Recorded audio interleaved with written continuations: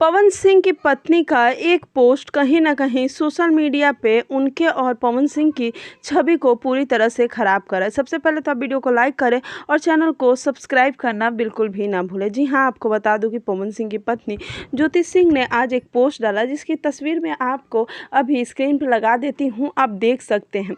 सबसे पहले तो हमारे वीडियो को लाइक करें और चैनल को सब्सक्राइब करना बिल्कुल भी ना भूलें। जी हाँ, पवन सिंह की पत्नी ने पोस्ट किया है कि किसी की नीयत कितनी भी साफ हो, लेकिन इल्ज़ाम तो लग ही जाता है।